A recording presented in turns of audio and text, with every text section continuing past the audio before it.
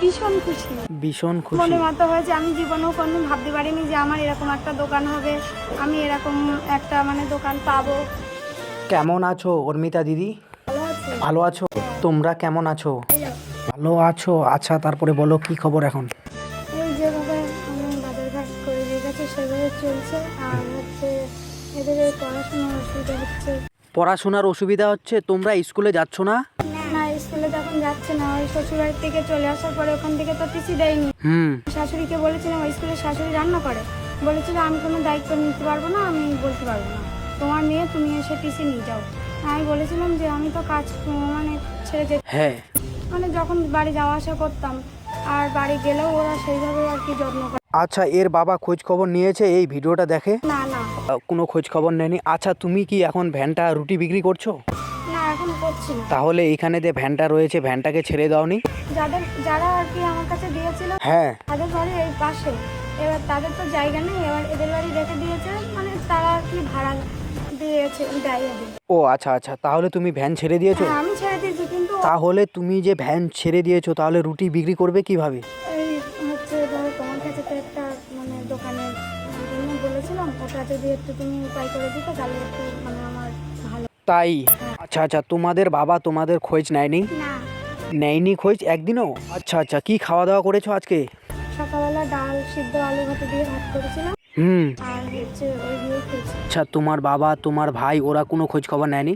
ভাই আচ্ছা, তোমার তো মা নেই তাই তো? আচ্ছা, ভাই নিয়েছিল, ভাই এসে এদের একটু খাবার দাবার কিনে দিয়ে গেছিল। ভাই তো ছোট, ভাই তো বেশি টাকা ইনকাম করতে পারে না, ভাইয়ের খুব কম টাকা ইনকাম। ভাই তো এখন মানে মিস্ত্রি হতে পারিনি, লেবারের কাজ আর কি করছে, টোটোর কাজ করে, মানে ভাইয়ের সেরকম টাকা ইনকাম না। আচ্ছা আচ্ছা, তোমাদের চলছে এখন কিভাবে? তুমি তো দোকান লাগাচ্ছ না। যা তুমি বাজারঘাট করে দিয়ে গেছো ওই দিয়ে চলছে। আর এই সবাই আশপাশের সবাই টুকটাক যখন যা দেয় এতে তাতে করে তুমি যা দিয়েছো তাই দিয়ে বেশিরভাগ চালানো পড়ে। তোমার নাম কি? অর্পিতা বিশ্বাস? কি নাম? অর্পিতা বিশ্বাস। বন্ধুরা, আমি আজকে এসেছি বসিরহাট। এখানে এসেছি, এই বোনটার আগের একটা ভিডিও দেখেছিলেন, একটা রুটির জন্য ঠেলা গাড়ি চাইছিল, রুটি ঘুগনি বিক্রি করবে, সংসার চালাবে।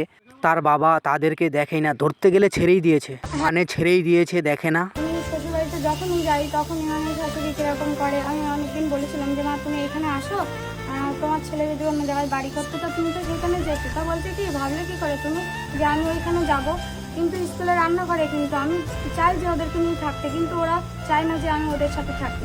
ছেলেগুলোর তো কোনো খোঁজ নেওয়ার চেষ্টাই করে না, মানে পুরো একেবারে আমাদের বাদ দিয়ে দেয়। আচ্ছা, তোমার যদি গাড়িটা হয়, তুমি ঠিক করে সংসারটাকে মেনটেন করতে পারবে তো? যা হোক করে আমি অসুবিধা হবে না তো? আর অসুবিধা হবে না। আর হচ্ছে আপনি একটু সহযোগিতা যেরকম করছেন, মানে পুরোটা না করলে অল্প কিছু করলে আমার আচ্ছা ঠিক আছে, চলো, তোমার জন্য একটা গিফট আছে। খুব খুশি আমি। হ্যাঁ, ভালো হয়েছে। ভালো হয়েছে দোকান? হ্যাঁ, এই দেখো, এই পাশে একটা দরজা আছে। হ্যাঁ, এই যে একটা দরজা আছে, তারপরে এই পাশে আসো, এই যে এদিকে একটা আছে দরজা, তালা মারানো। তোমাদের বৃষ্টি টিষ্টি পড়লেও কোনো জিনিসগুলো ভিজবে না। তুমি কি রুটি আর কি রোল চাউমিন এসব বিক্রি করতে পারবো, ফাস্ট ফুড যদি মনে করি তাও বিক্রি করতে পারবো। আচ্ছা আচ্ছা, দোকান কবে থেকে লাগাবা? আজকে দিয়ে লাগাবো, তাই একটু মালপত্র যদি আপনি একটু তুলে দেন তাহলে হচ্ছে একটু ভালো। আচ্ছা, এখানে দুটো চাবি আছে, ওই পাশের চাবি আর এই পাশের চাবি। এই নাও, এই নাও চাবি। এই চাবি দিয়ে তোমার মালপত্র তোমাকে বয়ে নিয়ে যাইতে হবে না, তুমি এই বাক্সর ভিতরে ঢুকায় রাখবা।